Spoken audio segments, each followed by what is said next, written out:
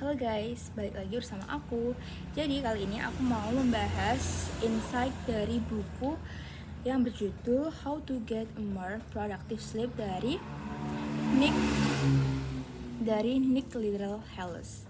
Di sini Nick menjelaskan bahwa kenapa kita harus bisa mendapatkan sleep yang teratur, sleep yang bagus, sleep yang produktif, yang efektif, yang efisien, yang bisa membuat kita menjadi more produktif gitu.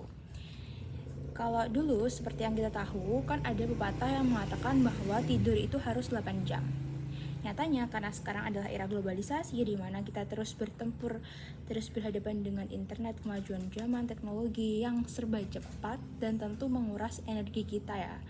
Kita harus bisa membuat tidur kita efektif. Dan untuk yang tidur itu harus 8 jam itu salah ya, di buku ini dibahas kenapa itu salah, karena sudah nggak sesuai dengan zamannya. Kalau dulu kan orang itu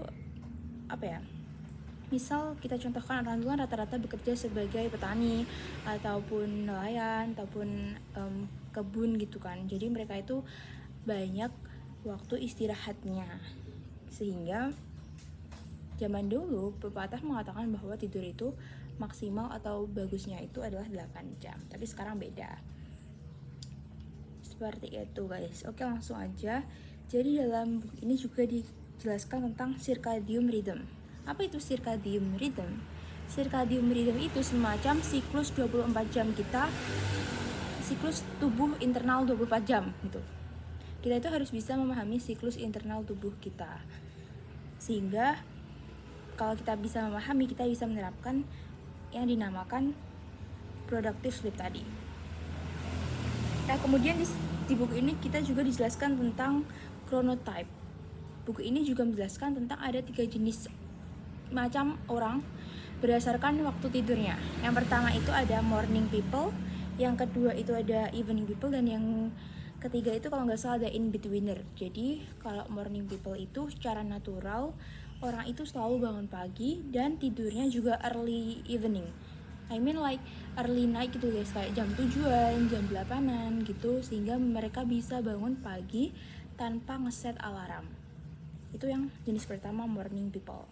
Kalian harus bisa memahami jenis chronotype kalian ya. Yang kedua itu ada evening people. Evening people ini tipe yang tidurnya midnight biasanya. Midnight ataupun late night, tapi untuk bangun dia itu harus ngeset alarm gitu. Dan yang in betweener ini dia itu setengah-setengah antaranya early people sama evening people. Ntar guys, aku stalfok ada ular anjir. The fuck, how I can, semoga aja gak kesini anjir. Oh my god, I thought you read my book. It's okay. Aman. Oke, lanjut guys, maaf. Kemudian in betweener. Kalau aku jenis yang in betweener ya, aku pikir-pikir. Kalau aku tidurnya awal ya aku bangun awal gitu. Sama apa lagi? Ada namanya R90 method. Apa itu R90 method? Jadi waktu kita tidur itu ada fase-fase tidurnya ternyata. Ada yang namanya tuh ada fase awal sebelum kita masuk ke deep sleep, itu fase kita kayak tidur biasa, kemudian fase deep sleep sama fase bangun, hampir bangun gitu kayaknya, sepemahamanku. Dan tubuh kita itu memperbaiki sel-selnya, memperbaiki energi kita, repair our energy, make our energy full again, itu di fase deep sleep ya guys. Ternyata di sini di buku ini dijelaskan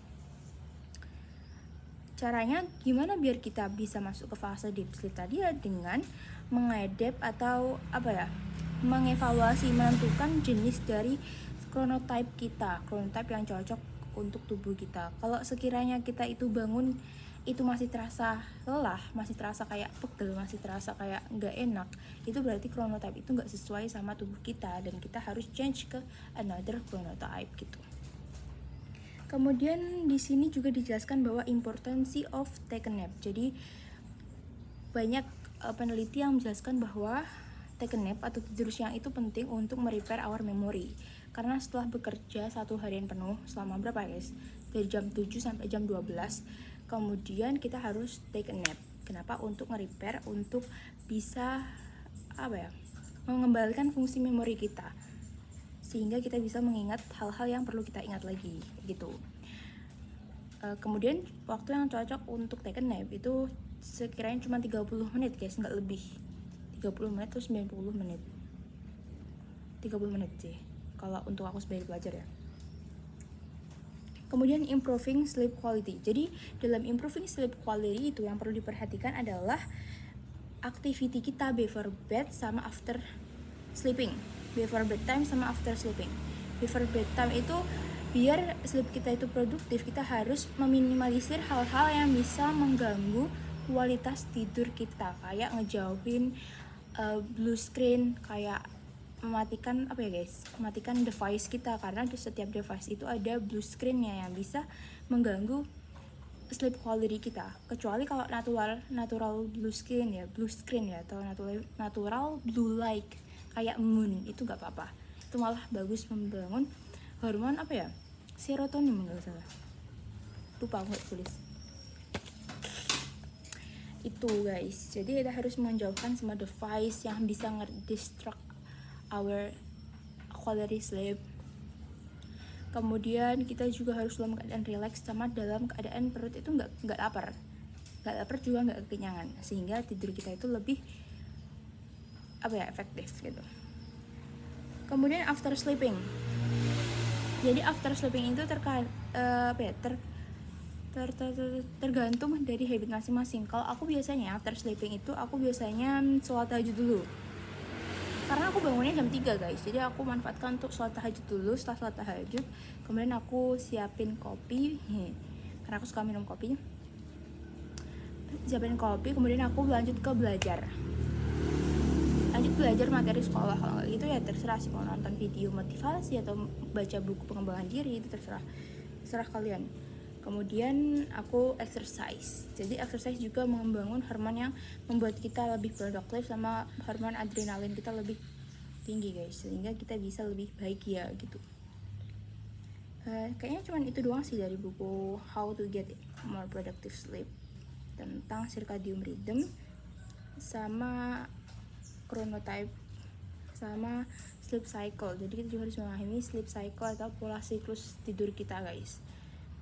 Kita tuh cocoknya tidur 6 jam atau 5 jam atau 7 jam gitu guys, gak harus 8 jam, karena sekarang itu zamannya beda sama zaman dahulu, dimana fleksibilitas di zaman ini lebih tinggi gitu guys, sehingga setiap orang itu juga beda-beda kesibukannya, kemudian kebutuhannya itu juga beda-beda, sehingga kita nggak perlu berpatokan sama tidur itu harus 8 jam, enggak.